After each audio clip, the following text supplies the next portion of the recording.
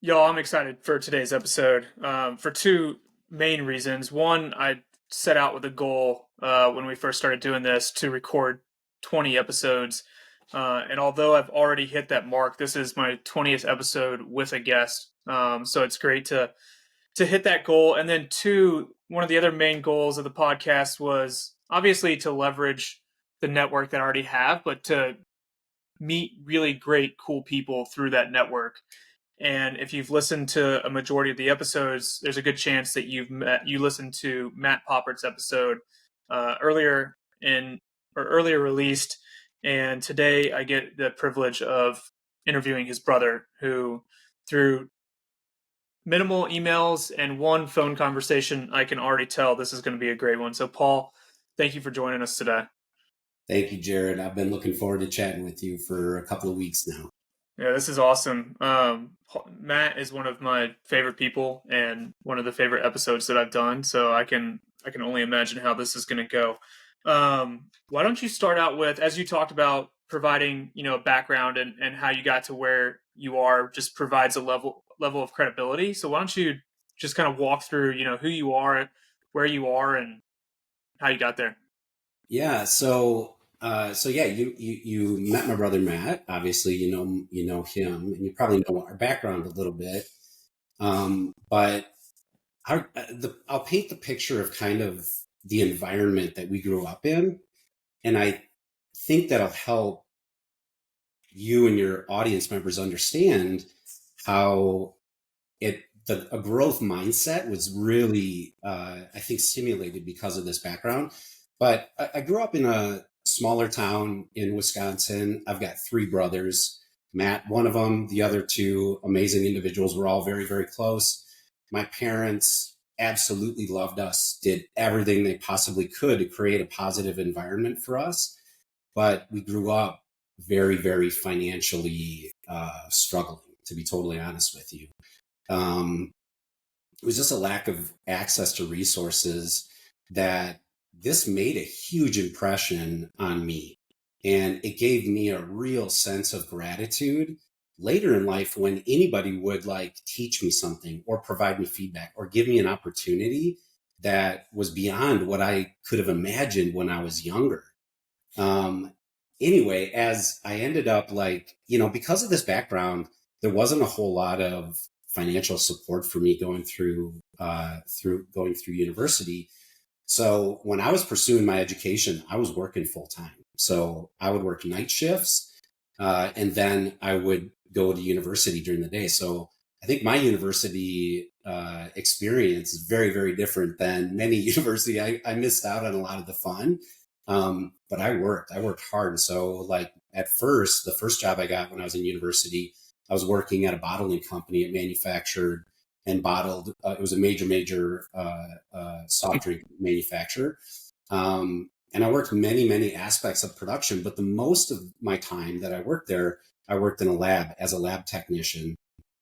And that was actually a really good experience because it allowed me to not just do manual labor, but it allowed me to actually do some things that I could then like study and learn about, like, CO2 and why do we do chromatography on the CO2 to like look for different gases and what does that all mean? And like, it was mentally stimulating, not just like manual labor, making sure that I could get my paycheck.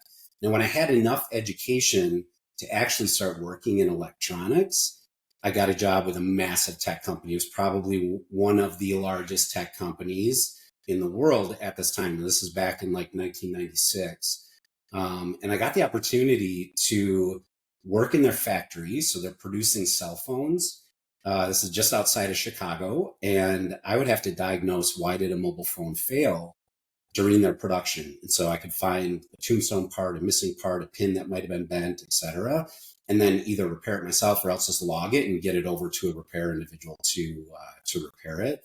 After doing that for a couple of months, and I'm still working full time, right? But after doing that for a couple of months, I was given the opportunity to not just diagnose the cell phones, but also like diagnose the robots and the production equipment to like figure out why it had failed. And the reason that I went to this company, I actually made less money doing this than I did at that bottling company, but they would pay for my education because it aligned with what I was doing and what opportunities they had at that company. And for me to like work at a company where they would pay for my education, it was mind blowing. Like this concept was not even like, wow, how in the, like, why would you invest in me? And obviously later learned, I mean, I built a whole lot of, um, like dedication to that company. I ended up working there for 14 years. But during that time, I worked incredibly hard. Like I wanted to make sure that I was earning what I was given. And what I didn't realize, and this is like opportunity, you don't understand opportunity until it's like later in life that you look back and you go, oh my goodness, that opportunity, the reason that I ended up getting into the engineering team wasn't because I looked for an opportunity and I found it. It's because I was working really, really hard. And so before I even graduated, one of the engineering teams, a low level software team.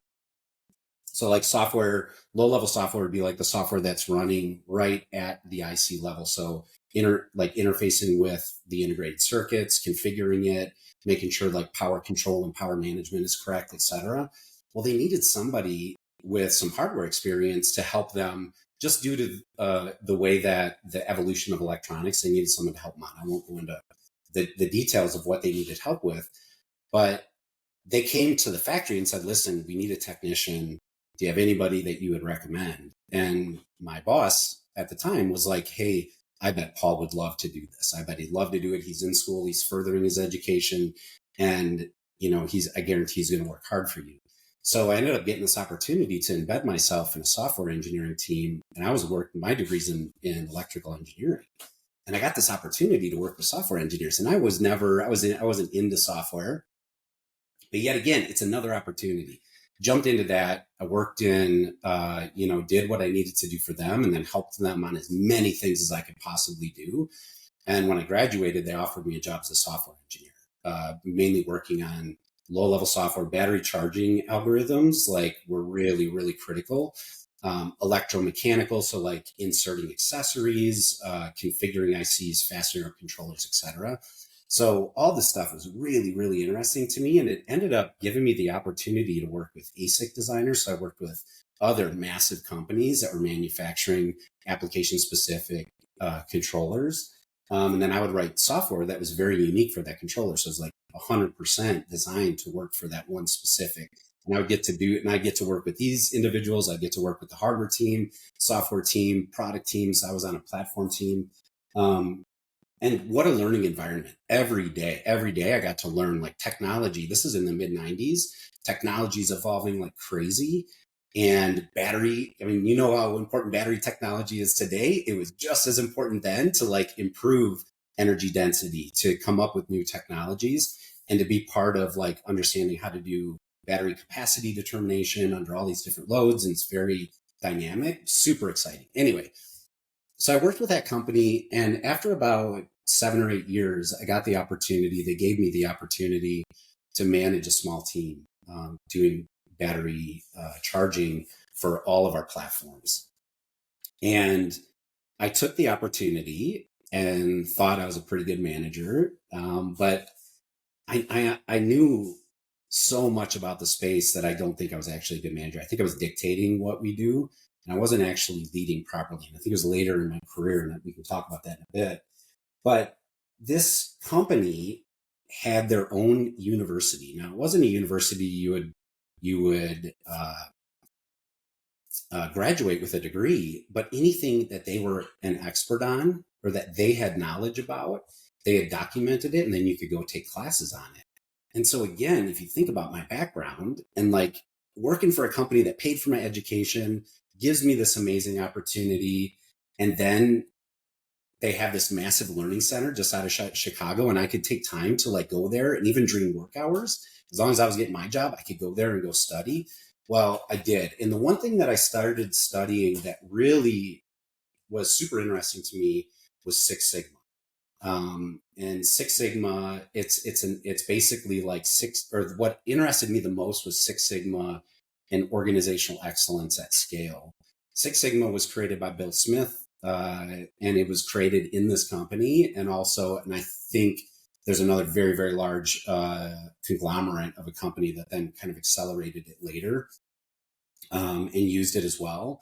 But the basic idea of Six Sigma is 3.4. You get so good at what you do that you only make 3.4 defects per million opportunities to fail. So its first application was in manufacturing, but it extended to every different discipline within a company or every different function within a company. There's something that you could learn.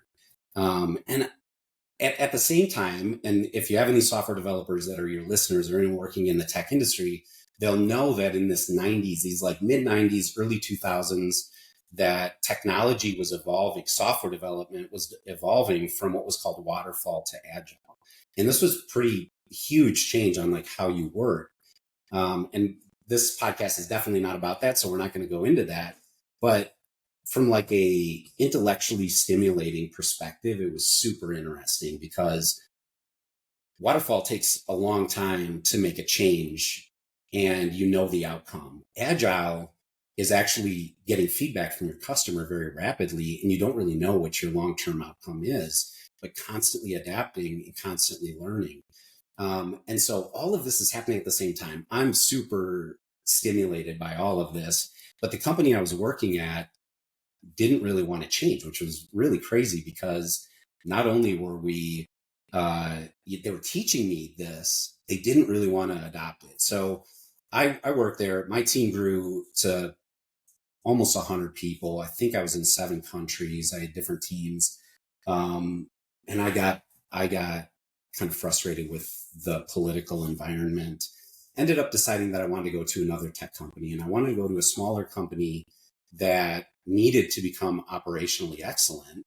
And this is in 20, it was like 2009, 2010 when I started to look. In 2011, this company found me. It was up in Ontario, Canada, a very, very advanced technology organization that had gone public, but they were not profitable.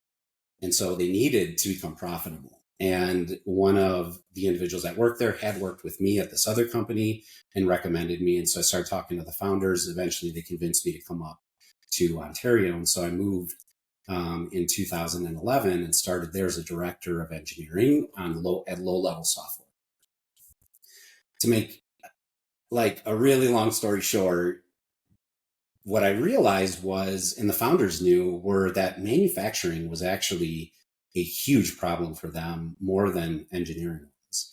And my background that I had in manufacturing, they wondered if I was going to be able to make an impact in the manufacturing space. And I ended up like working full-time as a director of software engineering, but then on the weekends coming in and trying to operate as a director of manufacturing engineering and setting up like the methodology to measure your yield in the factory and like what's the root cause of these problems. And I started using some of these techniques that I learned, and we're going to get into like some of these techniques, but I started learning or using some of these techniques that I learned to like really set up the team and set some goals and go after those goals. Anyway, they ended up asking me within like 9 months if I'd be the vice president of manufacturing. I don't have any manufacturing degrees, etc. And I was a little hesitant, but the founder he had started 3 companies. This was his third. And he's like, Paul, I know you're going to be successful. Can you please, you got to trust me. Take this. You're going to learn a ton. So I accepted the role, and he was right. I learned a ton. And this is actually when I think I became a better manager. I don't think I was a really good manager up until this point, because I could dictate. I was an expert at what we were doing. When all of a sudden I jumped into a space and I didn't understand it. I did not understand like what's the latest cutting edge inventory management methodologies. I had no idea. I had to depend on my people. And so this is when I started to realize that leadership is a whole lot. There's a lot of like strategy. There's a lot of direction giving. There's a lot of like being present for your people and leading from the front, but there's a whole lot more servitude that really goes into leadership and enablement, like enabling the team members you have and trying to figure out how to extract from them what it is that we need. Like, and that really, honestly, we're going to go into some of this on like, how do you really extract great ideas from your team and what is real servant leadership? So anyway, that took about 3 years to get manufacturing cleaned up. And we're talking going from one of these very, very complex systems failing like 8 times during manufacturing. So they literally have to get ripped apart by a technician, problem solved, put back together, started over again 7, 8 times. That would be the average. We got that down to like 0.15 times that it would fail. So imagine the operational efficiency you get when and the quality level that goes up, because you're not assembling and disassembling units, just trying to get these things through production. It also gave us the opportunity to reduce our overall inventory, because you don't need as much inventory if you're pretty sure units are going to flow. You can actually start building your forecasting. You can model out how much you can produce. You can model out how long it's going to take you, because you can actually get some anyway, manufacturing. I learned a ton there, and we're going to go into some of those frameworks, but I got this opportunity. Now I'm super grateful for that opportunity, but I honestly thought I'm ruining my career. Why in the world did I just go from engineering to manufacturing? I don't want to do manufacturing, but I kind of love this company and I wanted to see it through. I moved to Canada. Anyway, that same founder, after 3 years, said, "Okay, Paul, we need to find your replacement, and I need you back in engineering." And so it took us a little bit, but we ended up, there's one individual on the team, an amazing individual that I nurtured. Didn't really tell him why I was doing this, but giving him more and more leadership opportunity, he ended up stepping in, taking my role, and I jumped over into quality at this point. So quality, the software engineering to detect failures in these units. And these units were going into networks. So imagine massive companies like AT&T, Comcast around the world. That's where this gear went. So you cannot have poor quality. And they gave me the opportunity to now lead at an executive level in an engineering space. This is the first time that I got to do this. And some of these same methodologies, I started to apply them in an organization or a function that's actually, it's optimized for something very different than manufacturing. Just to give you a quick example of this, manufacturing is very optimized to eliminate variability. So you want everything to be identical in manufacturing. And it starts from the input. You have, in a manufacturing organization, you're going to have your incoming raw materials. Those are going to get inspected. And if it's off spec at all, they ship it back, they reject it. Okay. So eliminate variability like crazy. In engineering, you adapt to variability. That's what you want to optimize for. You actually want to be able to take different problems and solve them using technology. But these same frameworks worked when I moved from manufacturing into engineering. And what became even more beautiful is I could depend on my people even more, because they were much more higher educated. And these are people who really were dedicating their lives, or pouring their lives into technology. And so using that same servant leadership, and I even leaned into it heavier over on the quality side. 2.5 years, took about 2 years to get quality really, really running well. And the company, we were publicly traded, we were profitable. It was good. It was really good. But we had a problem with, the space is not a massive space, and there was another competitor out there. And so every deal came down to who would give the best price, and they would just battle between each other. Well, a private equity company saw this opportunity, bought up our biggest competitor, and then 2 years later bought us up. So then we had to merge. And so we went through a merger. During this merger, the initial thing was, okay, take quality for everything, for all the companies. So I took quality. And then shortly after that, they asked me to be the vice president of R&D, focusing on everything from test engineering, from development all the way through to test engineering, quality, everything. So I did that for 1 more year. And the main reason that I ended up, so I've been at this company now for 8.5 years. The main reason I decided that I wanted to move on was the biggest problem was go to market at this point. We had solved, we didn't have to battle technically. We had a massive catalog of products. The customers didn't need more advanced technology. They needed better go to market. Our company needed to go to market different. So it's like marketing and sales was very heavy. Engineering just wasn't that stimulating at this company much more. And I wanted to get into a growth company. I'd never actually gone through the growth, like the hyper growth that many companies would go through and then have to become operationally efficient. And I met this individual who had started a company. So we're in Ontario. The city I was in is Waterloo. University of Waterloo is there. Amazing engineers come out of the University of Waterloo, worldwide known. And there's an individual there that had worked for a company, a small startup, as a software engineer and worked with a product manager and a security engineer and a data scientist out in San Francisco. And they had decided to start their own company, and they started it with dual headquartered. So we had engineering headquartered in Ontario, and we had the majority of the business side headquartered in San Francisco. That's how it initially started. And they took only a year and a half to find product market fit, which is pretty rapid. They found it, and it's a huge market. And so the CTO and one of the founders, my current manager, had never managed anybody until he started this company. And these individuals had the foresight to hire somebody that had seen scale before and then grow into that scale instead of growing, making mistakes as you grow, and then bring somebody in to kind of clean it up later. And this was super intriguing because grow at all costs is like a tech term that you hear where major tech companies will grow like crazy.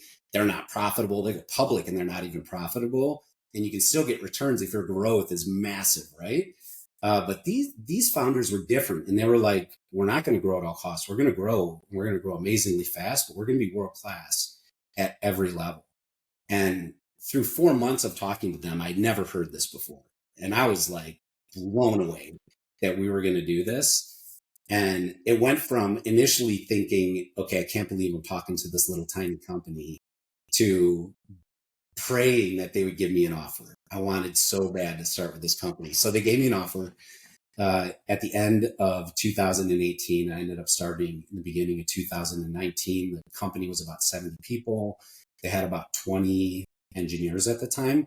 And I think our sales were 38 million in sales in 2018. To make a long story short, we grew the engineering team. The engineering team now is 280 engineers. The whole company is about 1,000. 30 of those engineers are co-ops from the University of Waterloo. So it's kind of like an intern, but they've got an entire program wrapped around this. So 250 full-time engineers. We sold almost $2 billion last year in goods.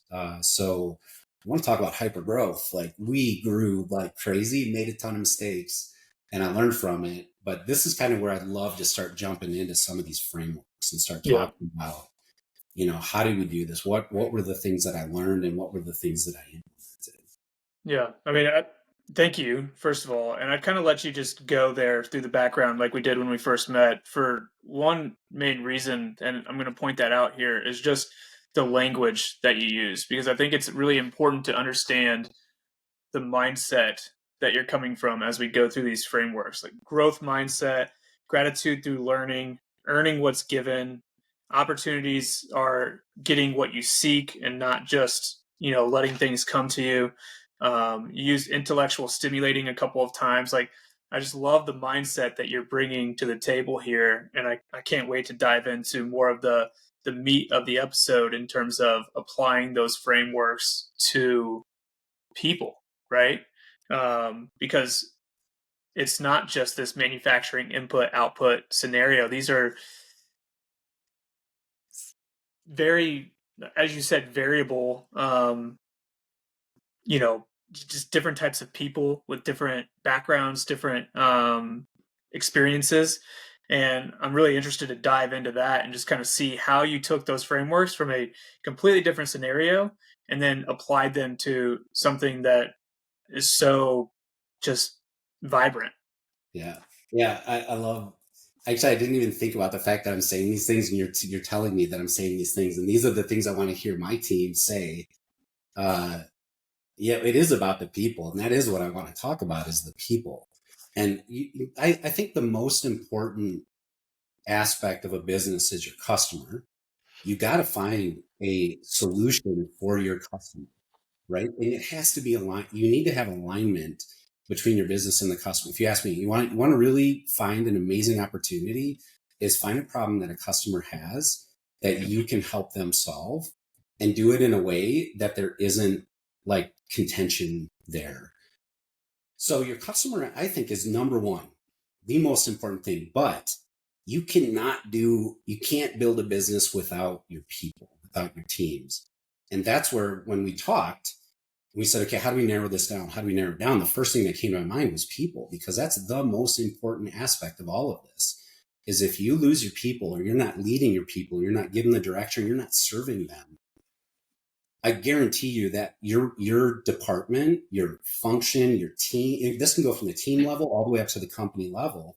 It's not going to operate in a way that you need it to if you've got a pretty crappy culture, if you don't have trust with your people, if you're not focusing on your team.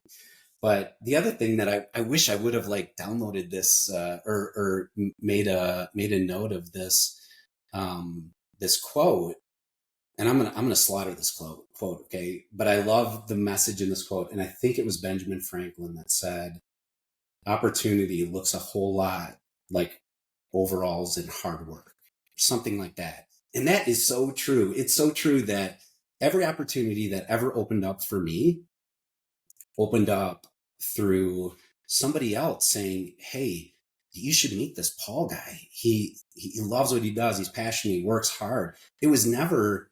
I've actually never applied for a job except for that first job that was going to help me pay for my school. All the rest of it came through word of mouth. And I think those opportunities came to me because of, like, and I wasn't thinking I'm going to be the hardest worker in the world. I was thinking, I got to earn what I pay. I have to earn my pay. I have to make sure that I don't lose this opportunity. And I did not realize that I was building other opportunities. But anyway, I want to jump into like some of like running and or building world-class organizations. And I already mentioned this. I think people is the most important. And so if you want to think about, well, what the number one thing for the people then is you got to find the right people.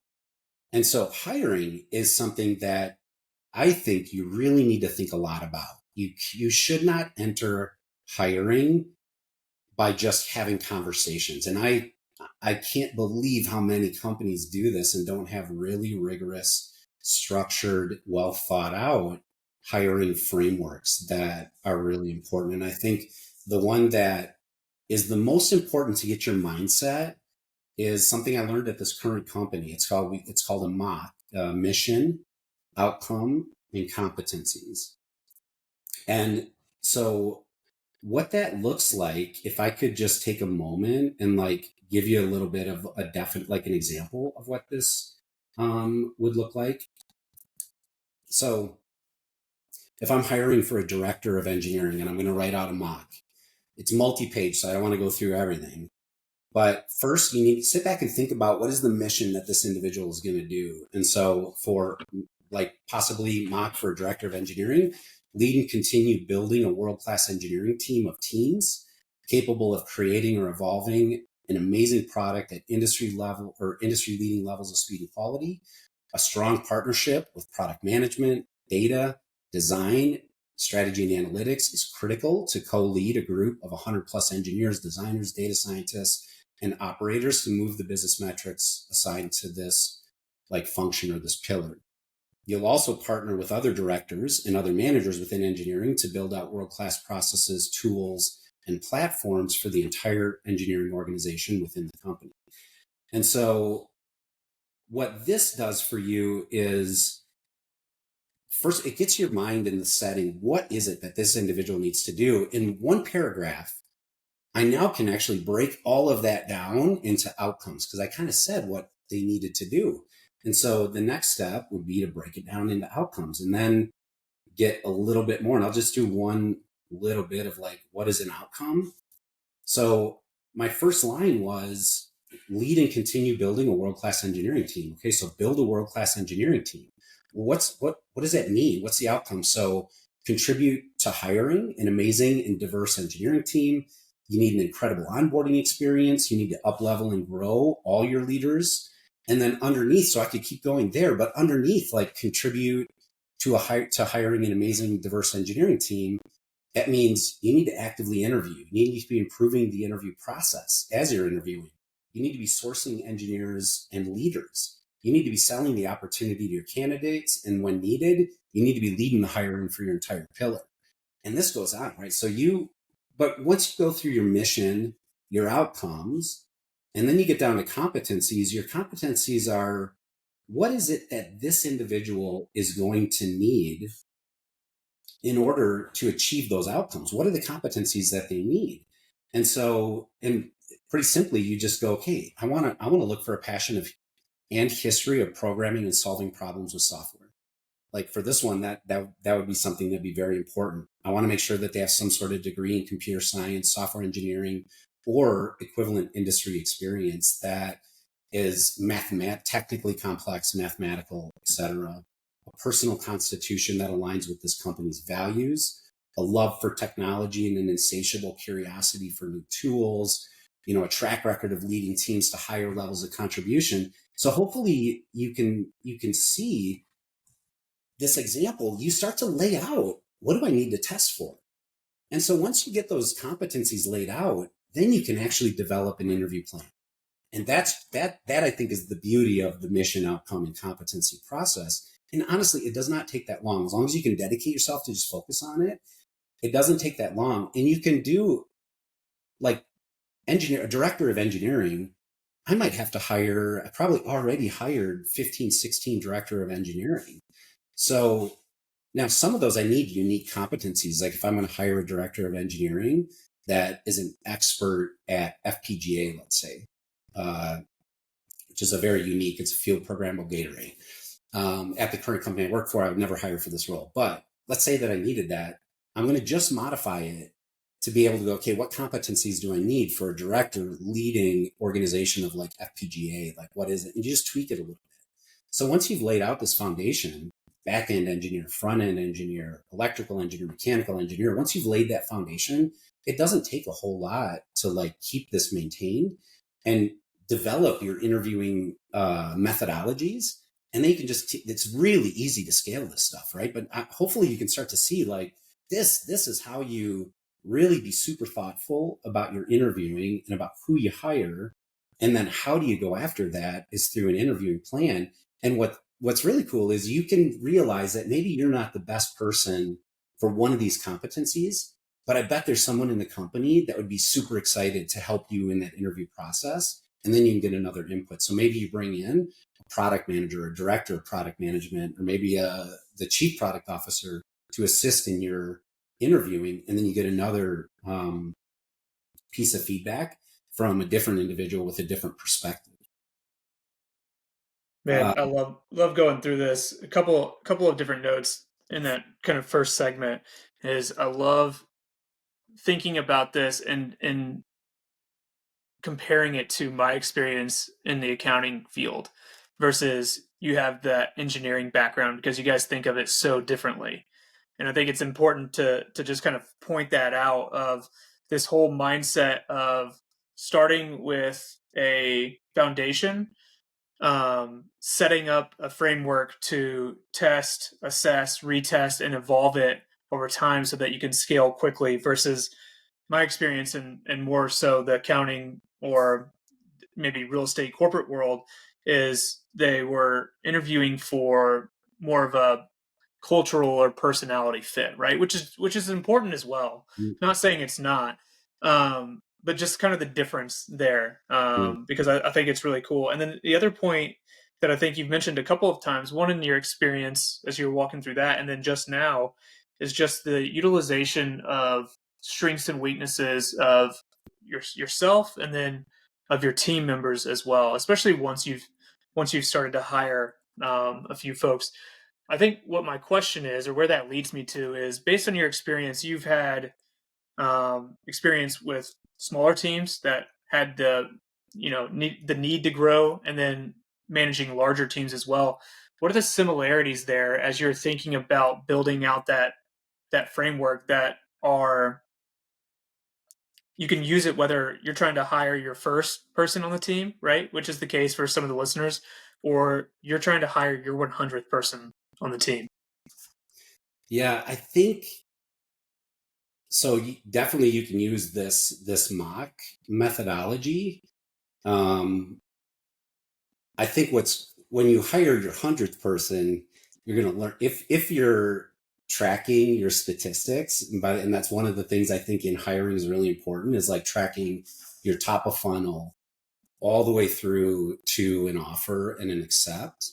And you're looking at all of that data. You're looking at where's your biggest drop off rate? Where's the biggest entry into the funnel that delivers the most accepted offers at the end? So then you can really start tuning, where do you even put your effort at top of funnel, or where in the interview process. And here, I'll give you an example of this. Let's say that you're looking at your stages of your interview, and you find that at the fourth stage of the interview, you have an 80% dropout, a fail rate at 80%. You probably want to take that question or that interview and push that way earlier in the interview, because you're wasting a ton of time. Yeah. So I think that's the difference between your first or your 100th, is if you do have a growth mindset and you're learning, then you're going to be looking at all of this. You're going to look at the success of your hiring. So even after you hire them, you're going to look at them onboarding and understanding, where did we not detect something we needed to detect, where somebody didn't work out possibly, and like, can you interview for that? I think that's the big difference between your first hiring one or hiring 100. Yeah. Yeah. So you've already kind of done this because probably without realizing it, but in terms of tracking statistics, right? I mean, you already said one, identifying your different stages, right? We got one stage, two stage, third stage. Um, but what are the other things that would be just common to track? You said top of funnel, so where they're coming in. I assume you mean like where the job was posted, Yep. or Yep. who was going after. What are some of the other things that you see as no matter what role you're hiring for, these are the things that we're tracking. Yeah, so definitely you want to look at your top of funnel, especially if you're hyper growth. If you're growing really fast, top of funnel, and where did it come from? That's exactly right. It's like, did they apply to the job by clicking through a LinkedIn ad? Did they apply to the job through a job fair that you went to? Did they get, was it through a recommendation from an engineer or a team member you already have on the team? That ends up being the best. So we pay for people, and that is the best. Is if somebody on the team says, listen, I work with this individual, they're amazing. That individual isn't part of the interview process. Okay. And the individuals who are interviewing these people don't even know that this was a recommendation. And you get such a higher pass-through rate. It's crazy. It's crazy. And so we end up, and I think any company should do this, is you pay for recommendations if they end up landing the job and they stay for X amount of time. After 6 months or a year, then you as an individual get a kickback, or not a kickback, it'd just be a check that you're getting for saving us so much time and so much effort trying to just get top of funnel. Then I think then you really want to look at every interview stage. And so interview one might be, for engineering, might be a take-home test, where they're actually just like, you give them a problem and they build a solution. And you can actually, there's tools you can purchase for this, and it'll give us a score on how they did. And you can just look at it and go, okay, they scored lower than a 750. If they're lower than a 750, we don't even interview them. They get kicked out. Next stage is on-sites. On-sites is we give them problems, but we have an engineer, like a senior staff engineer, watching them. You can actually watch them code and watch them solve the problem, and watch and see, like, how did they do during test-driven development? How did they do? And you need to have people on your team that can be like language agnostic. So they need to be able to learn, if somebody comes in and says, I don't know Kotlin, but I know Java. And you need to make sure you got engineers that can do both and can analyze both and go, yeah, you did really well here, you're kind of weak here. Because we want the best thinkers. We don't really, if they don't know Kotlin, we'll teach them Kotlin, or we'll teach them Java. We'll teach them TypeScript. I want the best thinkers. I want the best individuals that solve problems in the best way. Not, well, can they use this tool? Like, come on, we can teach you how to use this tool. But anyway, you want to be, everybody should be looking at every stage. And then post hire, you want to be looking at their performance management and kind of like, how are they doing post interview, and looking back and looking at their results and trying to figure out, is there anything we should change here? Because maybe, at one point we found people that scored super high on that take home test actually didn't do as well on our in-person interviews. And it was actually the individuals that scored a little bit lower that ended up doing really well. And it was just the uniqueness of the tool and how the problems were, and the way that these individuals thought that they optimized for solving problems on that tool, but put them into a real world environment. They didn't do very so anyway, I think this is all really critical, but you need a feedback loop. And I think anything that you want to measure, you need a feedback loop, right?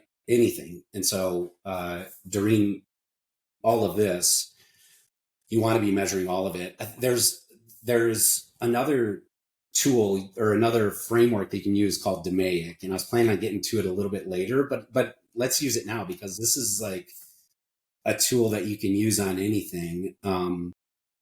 But this came out of Six Sigma, DMAIC did. And DMAIC stands for define, measure, analyze, improve, and control. And you can Google this, you can find it anywhere. There's all sorts of graphs for it, etc.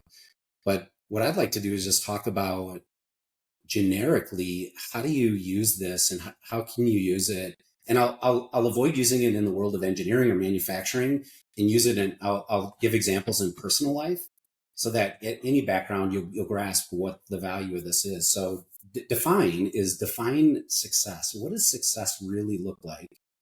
And so in an interviewing process, you'll really want to think through, well, what does success look like? What do I want for my engineers? And that's where that mock comes in, is you clearly define what you want and what success looks like. The M stands for measure.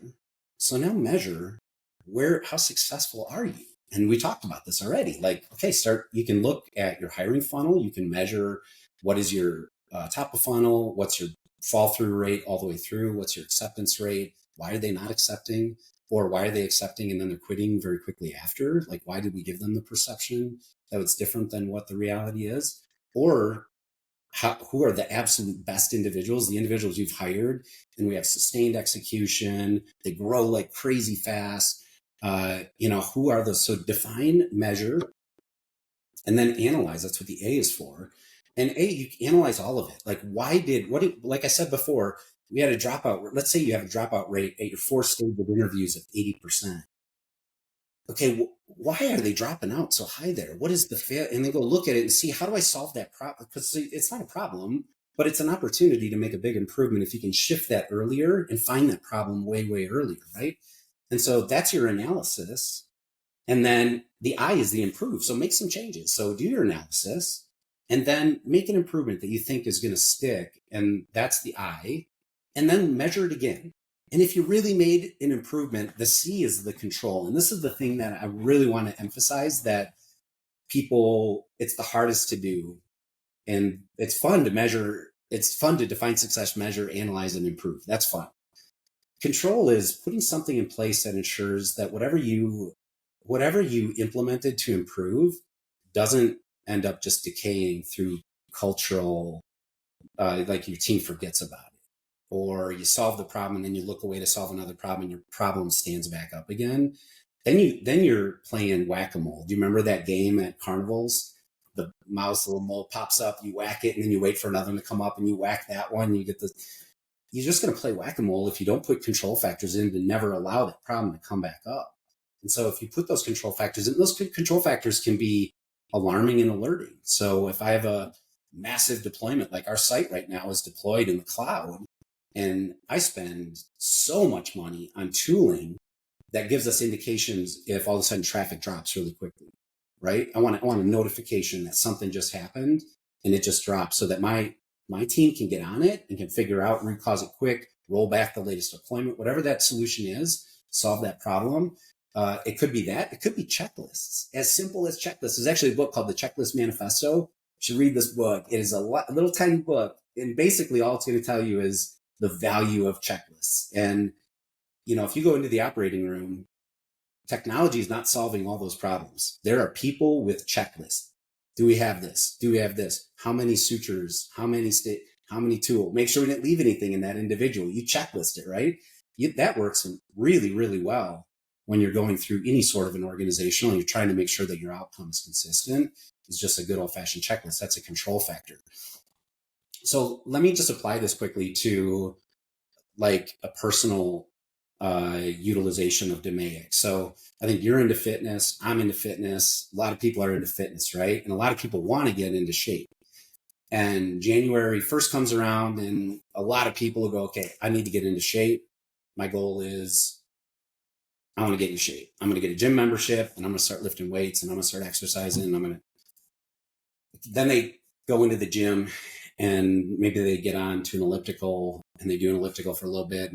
They're kind of lost. They don't know what am I going to do next? And somewhat intimidating. There's a bunch of really strong people over lifting maybe free weights and you just don't know what to do. Well, if you, instead of going, okay, I want to lift or I want to get into shape, think about define what success is going to look like for you. Is it actually just losing weight? Or do you want to run a 5K? Or do you want to run a 5-minute mile? Or do you want to squat 500 pounds? If I want to run a 5-minute mile or I'm going to squat 500 pounds, my actions are going to be very, very different in the gym. And they're going to be very different from a dietary perspective. They're going to be different from all sorts. Everything's going to be different. That's why it's so critical to just define what success looks like and do it and you can change it over time too, right? But define success. And let's say that we're going to do that 500-pound squat. Okay, that's my goal. Now let's measure it. So you get in the gym. First, we do a raw bar, 45 pounds, squat it, and your lower back is bending like crazy. You take a video, it's bending like crazy. And it's like, okay, I got 45 pounds up. I got 65 up. I got 95 up. I got 105 up. Maybe you're taking some videos or you got a coach. And so, okay, I got 105 pound squat. I need to get to 500 pounds, but at 105 pounds, it was brutal. It was nasty. So you've measured it now. You know, okay, I'm at 105. And now you got to do some analysis. What was breaking down? And you realize your lower back is just like bending like crazy. So start Googling, how do I make this? How do I stop my lower back from bending when I'm squatting? You end up finding, you got to really grip the bar. You got to set your upper back. You got to get your lats tight. Okay, let's go back in the gym and let's try this again. And then you try it and you're like, oh my goodness, I got 115 this time. And that's your way of progressing. Now, it's not as easy as you probably know. Once you get up to 325 and you want to get to 400, oh my goodness, it's going to take forever. And you need protein and you need sleep and you need, but that's the process. That's the process applied. And you can do this in engineering. Define what success looks like for your engineering team. It's going to be very complex. And each team is going to have their own definition. A platform team is going to have a very different definition of success than a growth engineering team that's trying to grow focusing on the growth of your customer, or maybe the team that's supplying the tooling for the accounting team to be able to make sure that you properly like tracking sales, tracking your subsidies that you're giving to some of your customers, et cetera. That success is going to look a little different. But from an organizational perspective, you can definitely define what success is going to look like. You better measure it. And then you can have the fun part of analyzing, improving, and then putting in those control factors. Yeah, so if you're listening and you're interested in DMAIC, I've probably heard of it at some point. It's new to me within the last couple of weeks, at least in terms of thinking about it on a regular basis. But there was an episode a couple of weeks ago with Lindsay Major, and we talk about DMAIC as applied to the customer experience, which is really good. So if you're enjoying this one, certainly go back and listen to Lindsay's as well, because applied in a different scenario, still utilized, still important. But let's kind of pivot a little bit into more of that improvement mindset, right? And providing employees, team members with feedback, right? Yeah. So how can they know where they stand and get better? Because as we've seen in a couple of these episodes, communication is absolutely key. And if people don't know where they stand and what their marks are, then they have no direction in terms of where do I go from here. Yeah. And, in a really small company, you can just look at the business metrics and it works. You can get Yeah. excited, right? You just drive, you're leading. But once you get a little bit bigger, it gets more complex and you got to set expectations. And that is like the second point. So first it's hire. Second is set your expectations and provide open feedback to those expectations, because nobody is going to meet the expectations from day one. Nobody. And I've been with this company right now over 5 years. I still get feedback all the time. And it's a gift. It is an absolute gift when somebody takes the time. And especially, when you're in a corporate environment, you're working with people, giving feedback is hard. It's hard to give feedback, to say, listen, we got to do this differently. Like the way you approach that problem I don't think is the right way to do it. I think you're missing that. If you and I are working together and I come to you and I give you that feedback, that took a whole lot of effort on my part to go, I'm risking my relationship with this individual. I'm risking this individual becoming very upset with me. But I still choose to do this because I care about you. You got to create a culture where your team knows that when feedback is given, it's given in because we care about the other individual and we just want to see you do better. And the only way you get better is if you understand. And we talked about this before. You need feedback loops. Every human needs a feedback loop as well. So setting those expectations, creating an environment for open feedback and not feedback that goes up and over. That's horrible. I absolutely despise when feedback goes up, to the top and then comes over through my manager and then comes back down to me. It's like, why didn't they just talk to me? Like, are they afraid of me? Like, what did I do? How did I fail? And you lose a lot of the context as well, where if it's immediate feedback right after you made the mistake, or you could have done something in a way that they thought could have been better, it can really create a very stimulating, interesting conversation. The book Radical Candor, I think, is one of the best books to read if you want to understand how positive feedback is. And I've read the book twice because you forget about some of these phrases that are so critical, like ruinous empathy. And there's many managers who fail that don't work for me anymore because they have ruinous empathy. And I'm an extremely empathetic person. I care deeply about my team. That's the only way that this company is successful, is if my team members are successful. But if you're empathetic to the point where you can't provide feedback, or you cannot say, listen, this is the expectation. I know you can achieve it. We can push more. Or I can see you're almost at the next level. You need to push. Like, we got to and this is that one area that's going to get you to the next level. If you don't have the fortitude to have that conversation, that that book will really lay it out for you in like the value of providing feedback and the value of like getting feedback. So setting expectations, and it's not just about feedback. You need to define a career framework as well. And you need to have a framework that your team members can look at and understand what are the expectations at this level. And the way that we break it down, and I think the best way to break it down, is the difficulty of the problems that you're solving, the impact that you're making, and the leadership that you're portraying. And I can say it in another way, like in that framework, you not only want to give a success criteria, you also want to give some examples of competencies you'll likely need to have to achieve those. But the competencies, I don't think you should measure them on their competencies.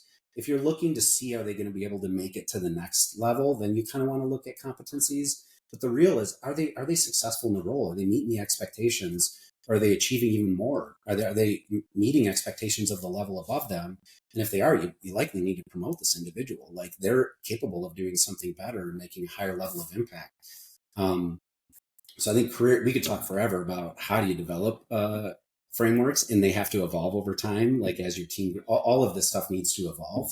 And that's where DMAIC is so beautiful. As long as you lay out and define what does it look like from a success criteria for your performance management methodology, then you can measure it, you can analyze it, you can improve it, you can look at promotion rates, you can look at the distribution of the level or distribution of the ratings you're giving out, like not meeting expectations, meeting expectations, exceeding expectations, etc.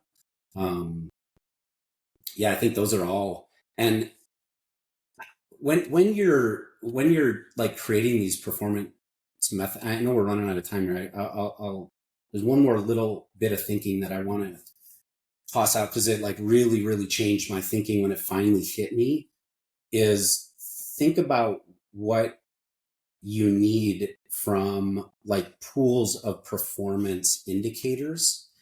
And I'll give some examples here and the ones that I look at. So I look at tactical performance indicators, adaptive performance indicators. I look at enrichment performance indicators, and then I look at maladaptive performance indicators. Some of this framework I stole from a book called Prime to Perform. They don't use enrichment at all, but they use the others. But what this means, tactical are very easy to measure. And it's basically like in a manufacturing organization, it'd be how many units, can you produce, or how many, how quickly can you do something. It's very tactical, right? Like it's very defined. Adaptive is adapting to ambiguity, adapting to volatility, possibly, and adapting to these unique situations. And I know if you've got an accounting background, you need to be constantly adapting to, depending on what part of accounting you're in, you need to be very adaptive when you have different problems coming up. And I bet, just like engineering, adaptive performance is actually the more valuable. That's what I'm going to pay more for. So when I've got an L7, really high level senior staff engineer, am I really going to care about the lines of code he's slinging? Am I going to care about how many PRs he's putting out? Am I going to care about, these tactical measurements? I'm going to care about the most ambiguous problem that this individual or that I have. That's a technically ambiguous problem. And we're in a design crossroads and we got to make a big decision on what database we're going to go use. What's the next step in our evolution? I want an adaptive thinker. I want somebody who can take an ambiguous problem, start to disambiguate, break it down. If you need to bifurcate, trifurcate that problem into 3 different problems and then start looking, those people are valuable. And so you want to be looking at this now. So we've kind of talked about tactical, adaptive, enrichment. Enrichment is the team members that are putting their efforts back into the team. And you need to be looking at this. So I love when my team members spend time teaching another team member something that they're good at or how they know. That's an enrichment activity. Also, the team members that volunteer to be on the interview panels, that's an enrichment activity. They're enriching this team by trying to detect the right next people to bring onto the team. The team members that notice a problem that's organizational wide, and they put their hand up and say, hey, I think I can solve this by modifying this one process we have. And then all I'm going to say is, okay, let's make sure we define success. Let's measure it, analyze, improve, but go for it and show this enrichment. And you want to be looking at this when you're getting into performance management to know where and how are they making their impact. The last thing I'll say is maladaption. Maladaption is, let's say that in engineering, I measured everybody by lines of code, software engineers, lines of code, or like number of defects that you solved. That's going to be something I want to measure. Well, they're going to dig through and find the easiest defect and solve the easiest defect. They're not going to care about what is the customer impact. And so maladaption is when you start to see your team doing things that you don't really want them to do, but they're doing it because of the way that you're leading their team. That's maladaption. So they're adapting because you're doing something wrong. And that's where you need to like introspective. So that's where you want to look at your organization to get some feedback on how you're running your organization. And I know we're about out of time here. I'm going to pause here. No, you're good. So where that leads me to, and we can go over, Okay. is this whole idea of motivation frameworks as well. Because when you're talking about maladaptive, I think that's what you see a lot of times is you're motivating team members to do a specific thing, right? But then there are unintended consequences. Mm-hmm. And how do you assess those unintended consequences, reevaluate, and then remotivate in a way that is going to have the outcome that you desire, right? So maybe talk about that in terms of a motivation standpoint a little bit. Yeah, I'd love to. And this goes back to Prime to Perform. I'm going to plug this book again. It's a really good book. I've like absolutely just stolen theirs. I'm not going to use the exact words because I'm not going to remember the exact words that they use, but they break down motivation into three. They claim, a way of actually measuring motivation. So they assign like a value to it, and then you kind of fill this out, and then you do a calculation, and you could determine, am I negatively motivated or am I positively motivated? I don't use it to that level of extreme, but the basic idea here is there's three very, very positive motivations, and there's three negative motivations. The first positive motivation is, I know for a fact that the book refers to it as play, which is like, do you enjoy the job that you're doing? Do you actually enjoy the daily aspects of your job? And so, how, as a leader, why does that matter to me? Like, how do I keep my team happy? And how do I make sure that they enjoy their job? Well, I need to listen to them. So, in engineering, if there's anybody listening to this that's in engineering, and definitely software engineering, they hate to waste their time. They hate to wait for automated tests. They hate to wait long durations before something gets deployed. They want really high quality software. They want to depend on their test suites. They want to depend on the infrastructure. They want to depend on their peers to give them really good feedback. So this is a developer experience that you actually need to be thinking about. So I actually have a team that is there dedicated to developer experience. They make the tools and they make the experience for the rest of my developers really good. Because if my team enjoys their play, they enjoy what they do and they can code like crazy, they solve great problems, they know the customer problems, and they understand how we're making those impacts, how are we like solving these problems, and they're motivated by that. They love that play. I'm going to invest in it. So I've got a team literally dedicated to developer experience. The next, and that's like the most, according to Prime to Perform, that's the most beneficial, most positive motivator, is, do they love what they do every day? The second positive is, maybe they don't love what they do, but they love the impact that they make. And I can imagine that maybe some doctors have got to get into some gnarly situations that they probably wouldn't enjoy doing, but they save a life and they love saving lives. And that's like a very, very positive thing. But we also have very mission driven individuals in this team. We look for them to be like driven by what we're trying to do with this company. And if they're driven by the impact, it's still very positive, even if you've got some flaws, and we definitely have some flaws we need to improve on in our development experience. They're still going to be very motivated because they're making impacts to the customer, and they love the customer and they love the impact that they're making. That's positive. And then the third is, maybe you don't like your daily job. Maybe you don't love the impact that you're making, but there's a second order effect that that is preparing you for. And so the best way or example that I can give you is, maybe I want to write a book, and the one area that I've never been in, and this is actually valid, that I've never actually gone from a private or a VC backed company, venture capital backed company, and taken it through the process of going open into the public markets. And let's say that I wanted to write a book, and I want to write a book at all different aspects of going public to private, working private equity, working public, and working in a VC company that went public. If, let's say that I don't really love what we're doing, and I don't care much about the impact that I'm making, but in order for me to write this book, I need this experience, that's still a positive motivator. And we actually hire people that will tell us, I want to start a company. I really want to start a company, but I want to learn how to run a company in the best possible way. And I see how you all have built the company, and I see the reputation you have. And so I'd love to work here for a couple of years and learn how to do it.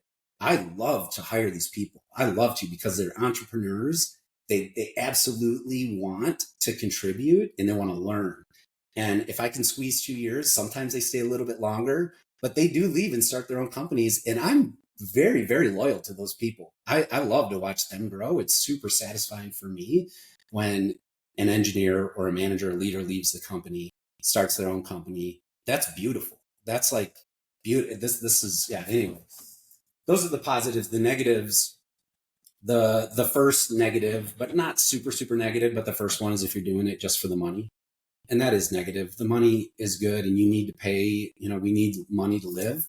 But if that's the only reason you're doing the job, it's going to get hard. It's going to be very negative. You're not going to be that motivated when times get tough and you need to put in a couple extra hours and you don't get paid overtime. Are you really going to pour yourself into that? Are you going to spend time teaching a younger individual sitting beside you the best way to do something if you're not going to get paid more for it? You're probably not going to, right? And that's not a great motivator, but it's necessary. We have to pay, and we have to pay well to get the best people. But if that's your only motivation, so you want to tease this out in your interview. You want to understand what their motivations are. So, but that's one negative. Another negative is emotion. They're doing it for like emotional reasons. And so let's say you ask somebody, why did you become an engineer?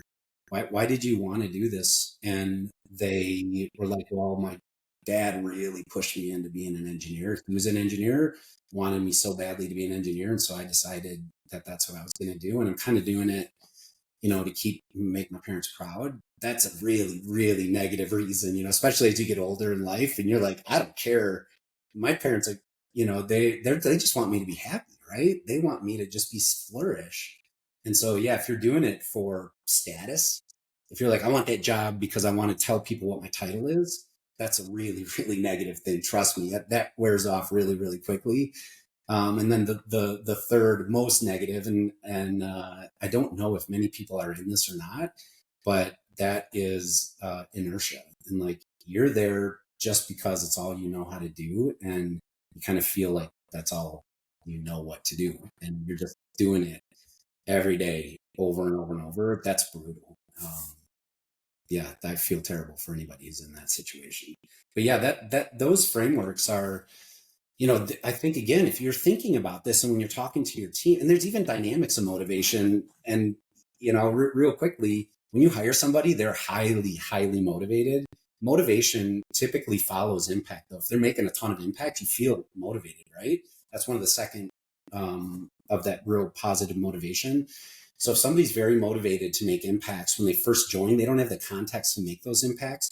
Being a manager and being aware of that is something important. And so you might want to give them tasks that might be a little simplistic, but build that confidence. And also you providing feedback to them on, hey, you're really improving in this area. You're not there yet, but you're really improving. And man, I'm so excited to see the impacts you're about to make here in the next month. Once you get through like fully understanding our system and our deploying, understand the way we do things, et cetera.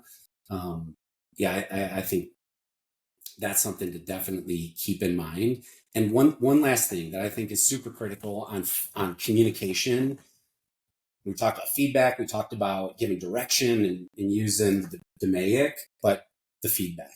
And that feedback, you need to listen to your team. And I talked a little earlier about servitude and like serving your team. If you don't know what your team needs, you're not serving your team. And I've heard this defined as like flipping the pyramid upside down. And it really is true. I do not like hierarchy. I don't like you need it. You absolutely need hierarchy. But I don't like, if you have to manage using your legitimate authority as the way that you can get your team members to do. So use command and control to get your team members to do what's needed instead of being able to use influential authority. Like that's the goal. When you can influence your team and you're not telling them what to do, but you're influencing them and they're deciding what the best next, because they have a lot of context. When you have a team, 280 people, I don't have the context that my engineers do. But if I can motivate them to make the right decision by influencing them, by giving them the strategy, by giving them the vision of where we need to go, that's when you really start hitting levels of execution that you cannot, like you're humbled by it. You're humbled by it. Yeah, that is a absolute perfect place to end. A couple of takeaways. One, I've always thought I probably should have went into engineering. I think after this episode, I agree with that even more. Just from the whole problem solving, hate wasting time mentality. Like you're defining me right now. So maybe I should rethink the career path that I went down, and maybe my motivation factors. Somewhat kidding on that. But then two is just the complexity of these different frameworks. I think we could break it up into like 5 different podcast episodes, right? Yeah. I mean, you could go into so many different levels of each of these, and this is only scratching the surface. So, if someone is interested in getting in touch with you and just kind of picking your brain on the books that you suggested, right? You gave us a couple different options there, or some of your experience in terms of teaching yourself how to do these things. How would they go about getting in touch with you? Best way is through LinkedIn. Paul Poppert, you'll find me. I definitely connect through LinkedIn. You can also email me at ppoppert@gmail.com. Pretty simple. And I do have an Instagram account, but that one's really dedicated to travel. I love wildlife photography. I love weightlifting. And so that one's really just about like my passion, my personal passions. Yeah. But if that's the only, you don't have LinkedIn, you don't have email, Paul underbar Explorer. So it's like Explorer, but it's just an Explorer, Paul underbar Explorer. You can connect with me on Instagram, just send me a direct message. Yeah. Paul, thank you for joining. Really enjoyed it. We're gonna have to have you back on and dive into these different frameworks, maybe over a series or something. There's a lot of insight there, a lot of takeaways that I can't wait to share. And we'll talk soon. Thanks, man. It's been really, really fun talking to you and like thinking through. You can tell how excited I get when I start thinking about this stuff. It's so much fun. So much There fun. we go. We'll just have some more excitement later on. All right. Thank you, Jared. Yep. Thanks.